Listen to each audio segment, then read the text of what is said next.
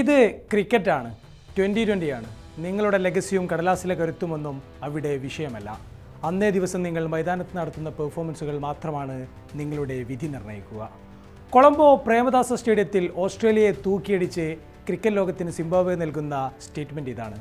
പാകിസ്ഥാനോട് നെതർലൻഡ്സും ഇംഗ്ലണ്ടിനോട് നേപ്പാളും വീണത് വിജയത്തിന് തൊട്ടരികയാണ്. ബാറ്റിങ്ങിലും ഫീൽഡിങ്ങിലും ബൗളിങ്ങിലും നടത്തിയ ക്ലിനിക്കൽ പെർഫോമൻസിലൂടെ കുഞ്ഞന്മാരും വമ്പന്മാരും ഇല്ലെന്ന് സിംബാബ്വെ പക്ഷേ പ്രഖ്യാപിച്ചിരിക്കുന്നു. കുറച്ച് സിനിമാറ്റിക്കായി പറഞ്ഞാൽ നീയൊന്നും കാണാത്ത നീയൊന്നും അറിയാത്തൊരു സിംബാബ്വെയുണ്ട്. ഇന്ത്യയെ കൊച്ചിയിലും 1999 ലോകകപ്പിലും തോൽപ്പിച്ച ഇംഗ്ലണ്ടിനെ വൈറ്റ് വാഷ് ചെയ്ത 19 സിംബാബ്വെ. ക്രിക്കറ്റിലെ ഏത് വമ്പൻ ടീമിനെയും ഉറക്കം കെടുത്താൻ പോകുന്നൊരു സംഘം. പക്ഷേ റോബർട്ട് മുഗാബെയുടെ പരിഷ്കാരങ്ങളും ബോർഡിൻ്റെ രാഷ്ട്രീയവും മുടിപ്പിച്ച സിംബാബ്വൻ ക്രിക്കറ്റിനെ പിന്നീട് ഒരിക്കലും ആൻഡി ഫ്ലവറിൻ്റെയും ഹീത്ത് സ്ട്രീക്കിൻ്റെയും കാലത്തെ സിംബാബ്വെ ആകാനായില്ല. എങ്കിലും അവർ ഇടയ്ക്ക് ചില സ്റ്റേറ്റ്മെൻറ്റുകൾ നടത്തി ക്രിക്കറ്റ് ഭൂപടത്തിൽ ഇപ്പോഴുമുണ്ടെന്ന് പ്രഖ്യാപിക്കും.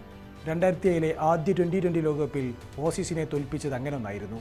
2022 2020 ലോകകപ്പിൽ പാകിസ്ഥാനെ തോൽപ്പിച്ചത് മറ്റൊന്ന്. ക്രിക്കറ്റ് ആരാധകരെ വീണ്ടും ഭൂതകാല കുളിരിലേക്ക് തള്ളിയിട്ടുകൊണ്ട് സിംബാബ്വെ മറ്റൊരു ഐതിഹാസിക വിജയം കൂടി പേരിലാക്കിയിരിക്കുന്നു. കൊളംബോയിലെ സിംബാബ്വൻ ഇന്നിംഗ്സിൻ്റെ തുടക്കത്തിൽ തന്നെ ഓസീസിന് ചില സൂചനകളുണ്ടായിരുന്നു. ബ്രയാൻ ബെന്നറ്റും മരുമാനിയും ചേർന്ന് കം ആൻഡ് കമ്പോസ് തുടക്കമാണ് നൽകിയത്. ഓസ്ട്രേലിയക്ക് ആദ്യ വിക്കറ്റ് എടുക്കാൻ 7.3 ഓവർ വരെ കാത്തിരിക്കേണ്ടി വന്നു. 21 പന്തിൽ 35 റൺസുമായി മരുമാനി തിരിഞ്ഞു നടക്കുമ്പോൾ സിംബാബ്വൻ സ്കോർ 61-ലെത്തിയിരുന്നു. ഒരറ്റത്ത് ഏതാണ്ട് ഏകദിന ശൈലിയിൽ ബാറ്റ് വീശിരുന്ന ബ്രയാൻ ബെന്നറ്റിനൊപ്പം റയാൻ ബേളാണ് പിന്നീടെത്തിയത്. കാര്യമായി റൺ റേറ്റ് ഇടിയാതെ എന്നാൽ ഹൈ അഗ്രസീവിലേക്ക് ചൂടുമാറാതെ ഇരുവരും ഇന്നിംഗ്സ് ചലിപ്പിച്ചു. വിക്കറ്റുകൾ യഥേഷ്ടം കയ്യിലിരിക്കെ സിംബാബ്വെ ഒരു 180+ സ്കോർ പ്രതീക്ഷിച്ചിരുന്നു. പക്ഷേ ഓസീസ് ബോളർമാർ അതിന് സമ്മതിച്ചില്ല.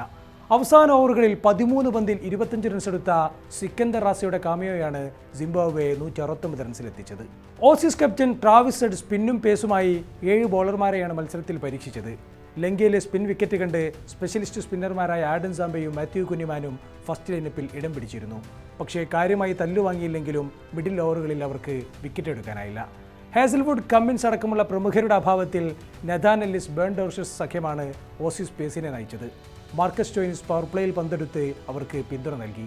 പക്ഷേ ഓസീസ് പേസ് അറ്റാക്കിന് ഒരു ഘട്ടത്തിൽ മൂർച്ചയുണ്ടായിരുന്നില്ല എന്നതാണ് നേര്. 4 ഓവറിൽ വിക്കറ്റ് ഒന്നും എടുക്കാതെ 40 റൺസാണ് ഡോർഷസ് കൺസീഡ് ചെയ്തത്. അപ്രതീക്ഷിത പരിക്കുകൾ ഓസീസ് ബോളിങ്ങിനെ ദുർബലമാക്കിയിട്ടുണ്ടെങ്കിലും ബാറ്റിംഗ് ലൈനപ്പ് ഇന്നും കരുത്തുറ്റതാണ്.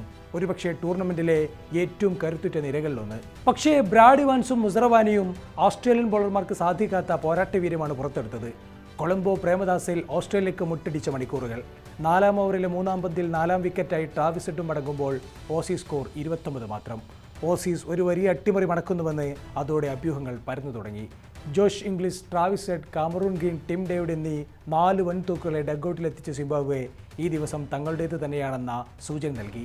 കാമറൂൺ ഗ്രീനും ടിം ഡേവിഡും റൺസ് ഒന്നും എടുക്കാതെയാണ് മടങ്ങിയത്. ചേസ് ചെയ്യാൻ 140ഓളം റൺസിൻ്റെ വലിയ ദൂരം പിന്നെയും ബാക്കി. പക്ഷേ ഓസ്ട്രേലിയ ആയതുകൊണ്ട് തന്നെ ഏതെങ്കിലും ഒരു രക്ഷകൻ വരുമെന്നും ഒരു ഹീറോയിക് കാമിയോ ഉണ്ടാകുമെന്നും എല്ലാവരും പ്രതീക്ഷിച്ചു. ആശങ്കയുടെ നടുക്കടയിലായ ഓസീസിനായി ക്ലെൻ മാക്സ്വെൽ, മറ്റ് റൺഷാ സഖ്യം ചേരുകയാണ്. ഇരുവരുടെയും മനസ്സിൽ റൺ റേറ്റും സ്ട്രൈക്ക് റേറ്റും ഒന്നും ഉണ്ടായിരുന്നില്ല. പരമാവധി ഗ്രീസിൽ ഉറക്കുക, കൂട്ടുകെട്ട് പടുത്തുയർത്തുക എന്നതായിരുന്നു അവരുടെ ലക്ഷ്യം. സിംബാബ്വെയുടെ തന്ത്രങ്ങളിലും പ്രലോഭനങ്ങളിലും മയങ്ങാതെ ഇരുവരും ക്രീസിൽ ഉറച്ചു. റിസ്കി ഷോട്ടുകൾക്കോ പരീക്ഷണങ്ങൾക്കോ അധികം മുതിർന്നതുമില്ല. പക്ഷേ 10 ഓവറിന് ശേഷം ഓസ്ട്രേലിയ ഗിയർ മാറ്റി തുടങ്ങി, പ്രത്യേകിച്ചും മറ്റ് റൺഷോ. എന്നാൽ മറുവശത്ത് ഗ്ലെൻ മാക്സ്വെൽ തൻ്റെ പ്രതാപകാലത്തിൻ്റെ ഷാഡോ മാത്രമാണെന്ന് ഓരോ ഷോട്ടിലും തെളിയിച്ചു.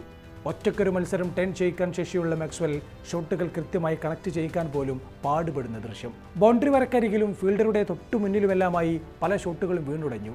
ഒടുവിൽ 14.2 ഓവറിൽ പാളിയ ഷോട്ടിൽ ബൗൾഡായി മാക്സ്വെൽ മടങ്ങുമ്പോൾ ഓസ്ട്രേലിയൻ സ്കോർ 5-106. 32 പന്തിൽ 31 റൺസായിരുന്നു മാക്സ്വെല്ലിൻ്റെ സമ്പാദ്യം. പിന്നീട് കണ്ണുകളെല്ലാം മാർക്കസ് സ്റ്റോയിനിസിലേക്ക്. നേരിട്ട് ആദ്യ പന്തിൽ തന്നെ ബൗണ്ടറി അടിച്ച് സ്റ്റോയിനിസ് ആളിപ്പടരുമെന്ന് തോന്നിച്ചെങ്കിലും മസ്കഡാസക്ക് ക്യാച്ച് കൊടുത്ത് അതേ വേഗത്തിൽ സ്റ്റോയിനിസും മടങ്ങി. കൂട്ടത്തകർച്ചയിലും കോൺഫിഡൻസോടെ ബാറ്റെടുത്ത മറ്റ് റൺഷോയിലേക്കായിരുന്നു പിന്നീട് എല്ലാ കണ്ണുകളും. പക്ഷേ മറുവശത്ത് അയാൾക്കൊരു പിന്തുണ നൽകാൻ പോലും ആരും ഉണ്ടായിരുന്നില്ല. ഫീൽഡിലും ബോളിംഗിലും ഒരിഞ്ചും വിട്ടുകൊടുക്കാതെയാണ് സിംബാബ്വെ പൊരുതിയത്. അവസാന 3 ഓവറുകളിൽ ഓസീസിന് ജയിക്കാൻ വേണ്ടത് 41 റൺസ്. പക്ഷേ ബ്രാഡ് ഇവാൻസ് ഓസീസിനെ അനങ്ങാൻ പോലും അനുവദിക്കുന്നില്ല. ബെൻ ഡോർഷസിനെ പറന്നു പിടിച്ച് ടോണി മുന്നോങ്ങയും ഫീൽഡിൽ അതിനൊത്ത പിന്തുണ നൽകി. ഒടുവിൽ അവസാന 2 ഓവറിൽ 34 റൺസ് എന്ന ലക്ഷ്യം ഓസീസിന് മുന്നിൽ തെളിഞ്ഞു. പക്ഷേ ആരും ആ ലക്ഷ്യം ഏറ്റെടുത്തില്ല. സിംബാബ്വൻ താരങ്ങൾ സന്തോഷത്താൽ ചിരി അടക്കി പിടിച്ചപ്പോൾ ഓസീസിന് വല്ലാത്ത അപമാന ഭാരമായിരുന്നു. 4 വിക്കറ്റുകൾ എറിഞ്ഞിട്ട മുസറവാനി കളിയിലെ താരമായി. ഓസീസിൻ്റെ സർപ്രൈസ് തോൽവിയോടെ ഗ്രൂപ്പ് ബിയിലെ മത്സരങ്ങൾ ആവേശകരമാകുമെന്നുറപ്പ്. ശ്രീലങ്ക, ഒമാൻ എന്നിവരുമായാണ് ഓസീസിൻ്റെ അടുത്ത പോരാട്ടങ്ങൾ. തോൽവി ഓസീസിനെ ഇല്ലാതാക്കിയോ, അതോ തോൽവികളിൽ നിന്നും മിറാക്കിൾ കംബാക്കുകൾ നടത്താനുള്ള ബാല്യം ഓസീസിനെ ഇനിയുമുണ്ടോ? കാത്തിരിക്കാം.